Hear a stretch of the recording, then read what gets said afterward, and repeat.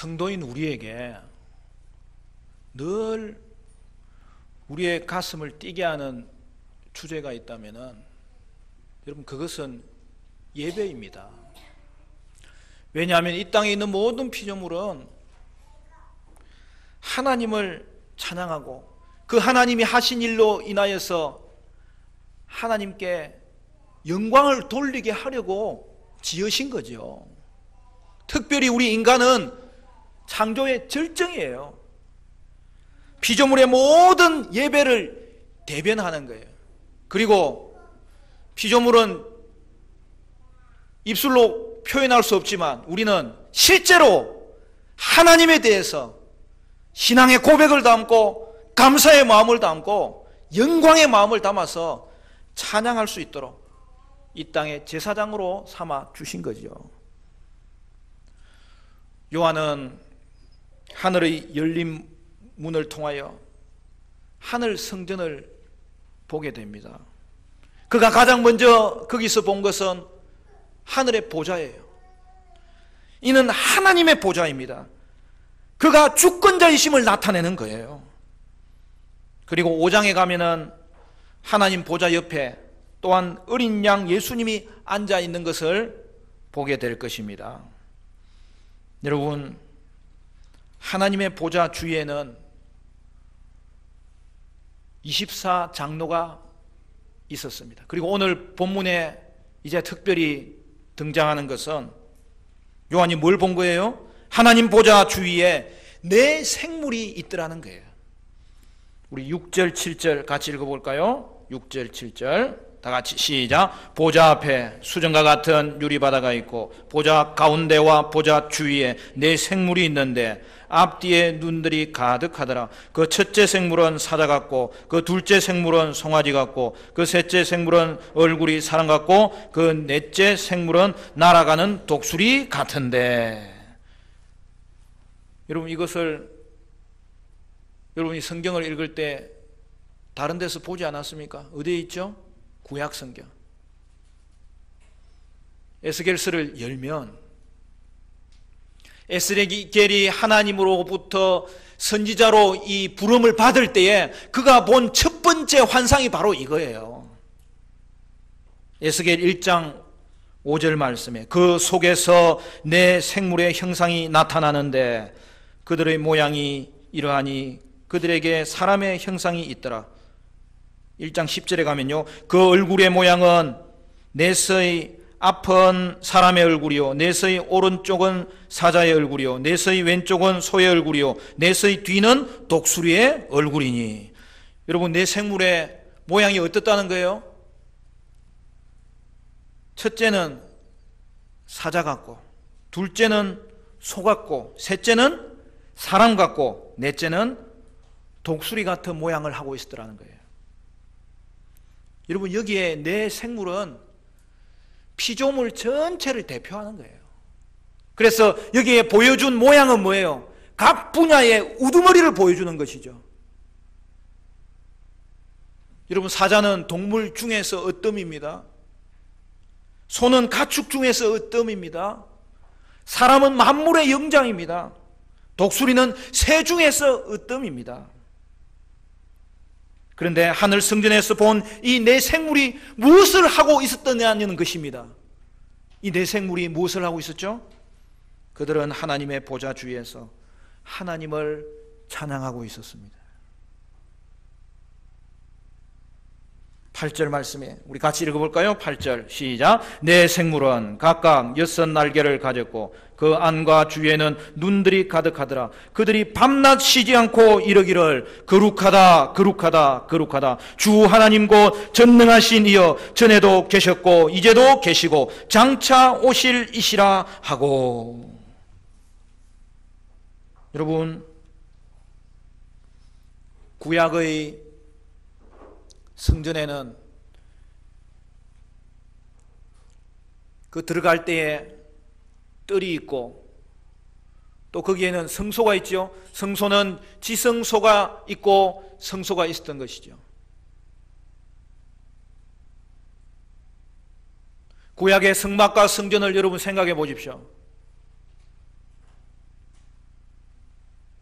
휘장을 지나서 뜰로 들어가면 거기에는 두 가지 기구가 있어요. 여러분, 뜰에는 뭐가 있어요? 거기서 제사 지내잖아요. 번제단이 있고, 성소를 들어가기 전에는 물두멍이 있어요. 그리고 이제 성소를 들어가면 거기에는 세 가지 기구가 있는 거예요. 들어가자마자 왼편에는 금촛대가 있고, 오른편에는 진설병, 떡이 있고, 그리고 가운데에는 향단이 있는 거예요. 그리고 그것을 지나 지성소로 들어가는데, 여러분, 거기에는 1년에 한 번 대제사장만 들어갈 수 있습니다. 여러분, 거기에는 뭐가 있죠? 하나의 기구만 있죠. 그게 뭐예요? 언약궤입니다. 그리고 그 언약궤 위에는 하나님의 보좌가 있는 거예요. 그것을 우리가 어떻게 알 수 있습니까?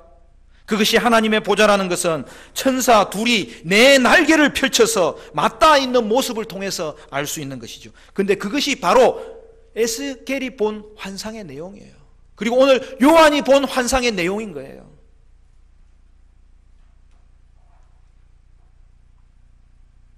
또한 내 생물의 예배 모습은 이사야 6장과도 관련이 있어요. 이사야 6장은 우리가 잘 알죠? 이사야가 하나님께 소명받을 때 그가 하늘 성전을 본 거예요. 6장 1절부터 보면, 우시야 왕이 죽던 해에 내가 본적 주께서 높이 들린 보좌에 앉아 섰는데 그의 옷자락은 성전에 가득하였고 서랍들이 모시고 섰는데 각기 6날개가 있고 그 둘로는 자기 얼굴을 가리었고 그 둘로는 자기의 발을 가리었고 그 둘로는 날며 서로 불러 이르되 거룩하다 거룩하다 거룩하다 만군의 여호와여 그의 영광이 온 땅에 충만하도다 하더라. 여기 보면 요한이 본 환상 S와 동일하게 피조물을 대표하는 천사들이 6날개를 가졌어요. 여기는. 그리고 그들이 찬양하는 내용이 오늘 본문의 찬양과 동일하잖아요. 그러니까 에스겔이 본 그 환상 S의 그 천사들은 그룹이라고 그래요. 여러분, 그룹은 천사를 말하는 거예요. 그리고 오늘 이 이사야가 본 환상에서의 천사들을 서랍이라고 그래요. 어떤 사람들은 이 그룹 이야기하니까 그냥 우리 그룹으로 모이는 거 이런 건가 생각하는데 그게 아니에요.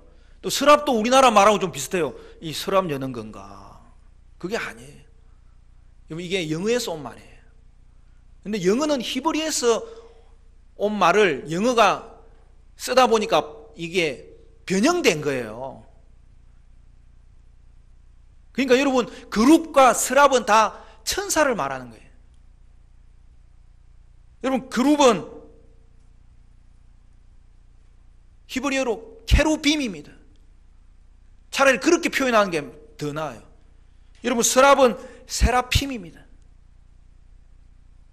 그러니까 한글로 번역할 때에 영어에서 번역하지 말고 그냥 히브리어에서 바로 번역하면 더 좋았을 뻔했어요.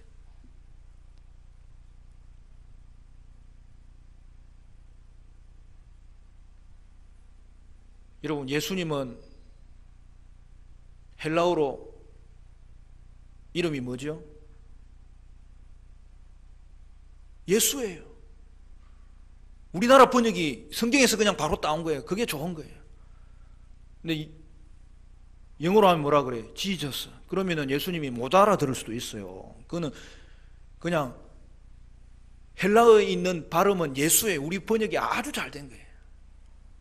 어쨌든 이 네 생물의 의미가 뭐라고요? 그들은 피조물 전체를 대표하는 그런 천사입니다.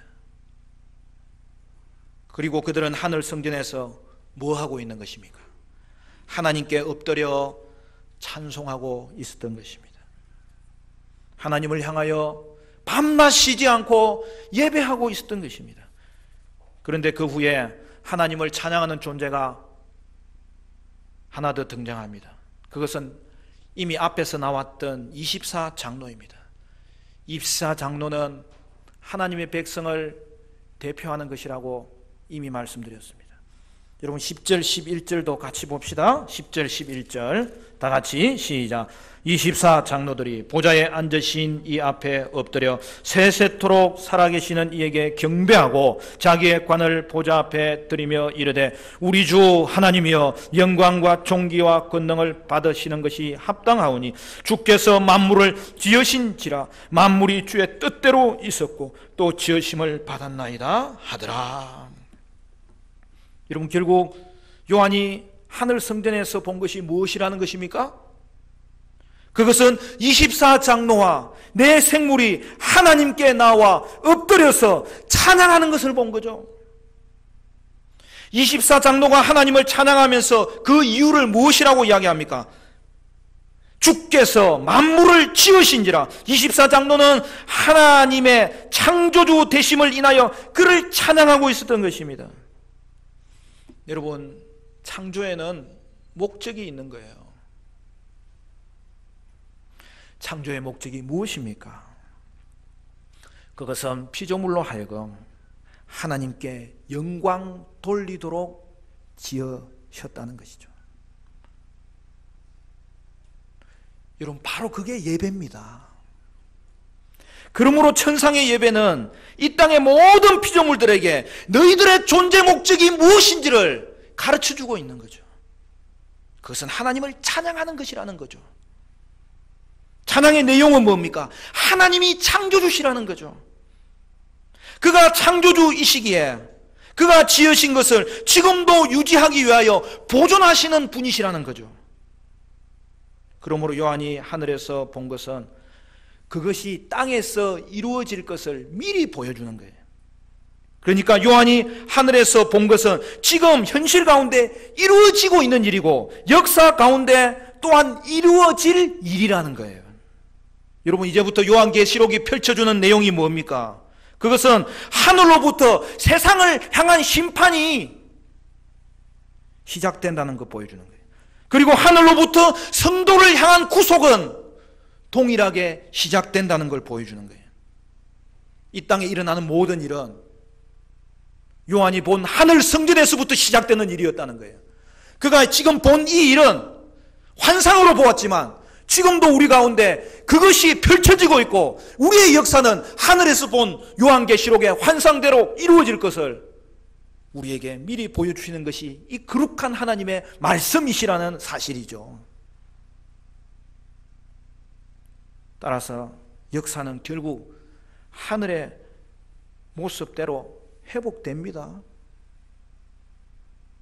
그러므로 하늘에서는 24 장로가 하나님을 예배하고 땅에서는 교회가 이 일을 수행하고 있는 거예요. 그래서 여러분, 교회의 예배는 하늘의 예배를 반영하는 거예요. 하늘의 예배를 보여주는 거예요. 하늘의 예배를 경험하는 거예요.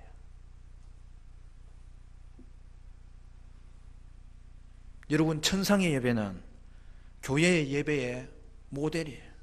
그래서 교회는 계속해서 이 천상의 예배를 닮아가고 그 천상의 예배를 이 땅에서도 경험하도록 하나님이 우리에게 허락하신 특별하고 거룩한 시간이라는 거죠.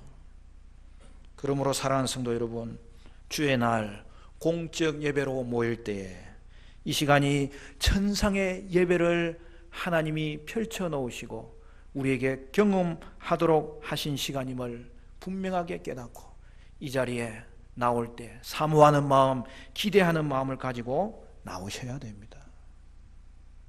죄 가운데 있던 우리가 하나님의 은혜로 구원받아서 다시 하나님을 예배할 수 있는 본연의 자리로 회복된 존재가 되었습니다. 여러분은 주일에 공적 예배를 어떻게 드리고 계십니까? 예배는 하나님과 만나는 시간이에요. 하나님과 교제하는 시간이에요. 하나님은 우리에게 말씀하시고 축복하시는 시간이고 우리는 그것에 대하여서 찬양하고 기도하고 봉헌하면서 하나님 앞에 반응하며 예배하는 거예요. 그러므로 성도에게 주일은 하나님을 예배하는 특별한 날이고 거룩한 날이고 구별된 날이에요. 따라서 우리는 주일에 아침부터 저녁까지 예배하는 이 일에 힘을 써야 돼. 그리고 예배의 자세를 가지고 섬기며 봉사하는 그날이 바로 이 주의 날인 거예요. 물론 다른 날도 거룩하게 살아야 되지만 이날만큼은 다른 사람 보기에도 구별된 모습이 나타나야 되는 거죠.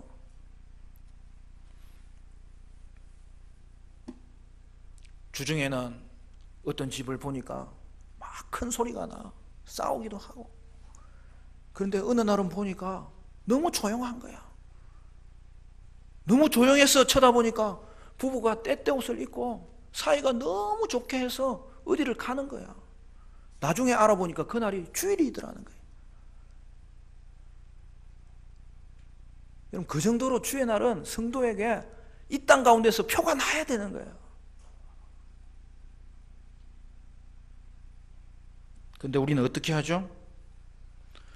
다른 날 잘 지내다가도 주일날 아침에 대판 싸우고 그러면 돼요, 안 돼요? 그래서 이런 마음으로 내가 주의 날 교회 가서 예배를 드릴 수 있니 많이? 그래서 돼요, 안 돼요? 여러분, 주의 날은 하나님을 예배하는 천상의 예배를 경험하는 복된 날인 것을 알아서 특별한 날로 여러분은 사셔야 됩니다. 그래서 주의 날만큼은 더 인내하고 더 사랑하고 더 기대하고 사모하는 마음 가지고 주님 앞에 나와야 되는 것입니다.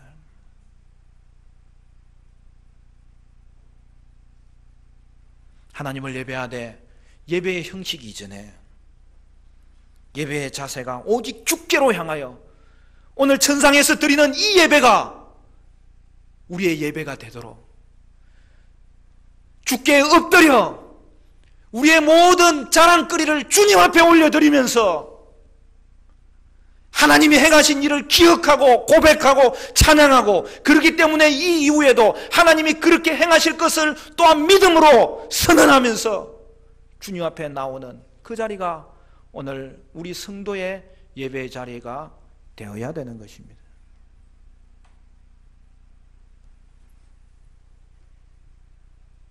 물론 공적 예배 이후에 사적인 예배도 중요합니다.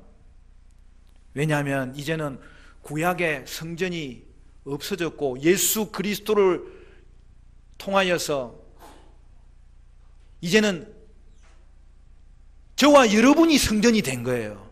할렐루야. 여러분이 성전입니다. 여러분이 교회입니다. 그러므로 여러분이 이제는 일상으로 나아가면 움직이는 성전이고 여러분이 움직이는 교회인 거예요. 그러므로 사랑하는 성도 여러분, 여러분은 일상에서 거룩한 교회가 되어야 되고 거룩한 교회로 자라야 되는 거예요. 여러분, 오늘 본문에 등장하는 하나님의 이름이 무엇입니까? 24장로와 내 생물의 찬양의 내용이 무엇입니까? 오늘 성도의 찬양이 어떤 찬양이 되어야 될 것을 정확하게 보여주고 있습니다. 그것은 창조의 하나님이라는 거예요. 전능하신 하나님이라는 거예요. 11절에는 그가 우리를 지으신 하나님을 찬양하면서 두 가지를 강조하지 않습니까? 만물이 주의 뜻대로 있었고 또 지으심을 받았나이다. 만물이 주의 뜻대로 존재한다는 것을 강조하는 이유는 주님은 이 땅을 창조하셨을 뿐만 아니라 지금도 이 땅을 유지하시는 통치자이시므로 지금도 주님의 뜻대로 저와 여러분을 보존하고 계시고 보호하고 계시고 돌보고 계신다는 것을 분명하게 말해주고 있는 거예요. 그리고 하나님은 세세토록 살아계신 하나님이십니다. 따라서 하나님의 영원한 왕권은 세상의 통치자들의 일시적인 왕권과 완전히 대조를 이루는 거죠. 여러분,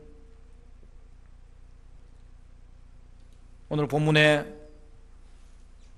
24장로의 찬양이 뭐라고 되어 있습니까? 시작할 때 우리 주 하나님이여.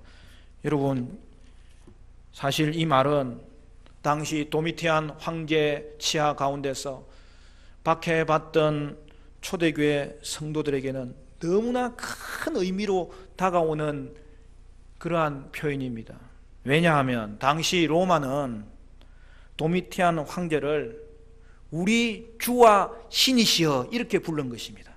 근데 요한은 일부러 그렇게 표현하는 거예요.